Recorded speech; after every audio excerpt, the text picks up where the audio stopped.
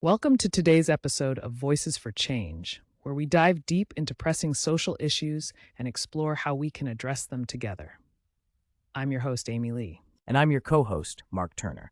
Today, we're discussing a particularly troubling rise in anti-Semitism across the globe, especially on university campuses. It might surprise you, Amy, to learn just how prevalent and insidious this issue has become. You're right, Mark. Anti-Semitism, in its simplest terms, is hostility, prejudice, or discrimination against Jewish people. This is not just a historical footnote, it's an ongoing problem with a very real impact on people's lives today. And often it arises in the context of broader social and political tensions. Absolutely. Kevin Rudd, the former Prime Minister of Australia, recently emphasized that universities must be part of the solution, not part of the problem regarding anti-Semitism. His call to action is a crucial one, especially considering the unique role universities play in society. Right.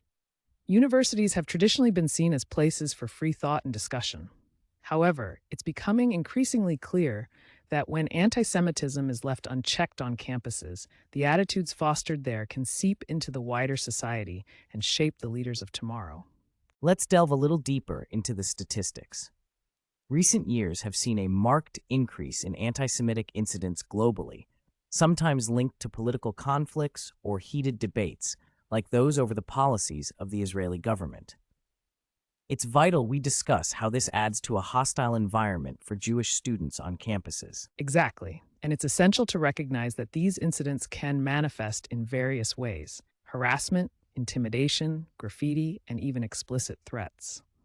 This atmosphere can be deeply harmful, not just to Jewish students, but to the very foundation of discussion and debate in a university environment. At the core of this issue is the normalization of hatred. Think about it. When a university fails to act against anti-Semitism, it sends a message that such attitudes are acceptable. This impacts not only those targeted, but also influences the entire student body, creating a chilling effect on open dialogue. So how can universities truly combat this? Kevin Rudd suggested that institutions must create clear policies distinguishing between protected political speech and hate speech. This is where it gets really critical: defining what constitutes hate speech and ensuring these policies are transparent and communicated effectively. And that's not just about having the policies in place. It's about establishing reporting systems that Jewish students trust. Imagine a student witnesses a swastika in their dorm or reads threats online. They need to know that there's a straightforward process to report these incidents and that action will be taken. Absolutely. The very act of reporting can be daunting if students don't believe their university will take them seriously.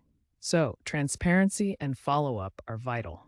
And beyond just reactionary policies, education plays a pivotal role. Right. Education. Integrating lessons on the history of antisemitism and the Holocaust into curriculum across disciplines, not just history, can help foster understanding, empathy, and dialogue.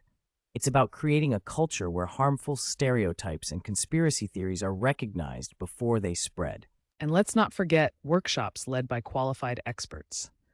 These sessions can equip students with the tools to identify hate speech and action against it. Imagine a workshop where they engage in role-playing scenarios and recognize the language that perpetuates bias. That's a powerful way to learn. But we also need to talk about the balance between free speech and the need to prevent intimidation.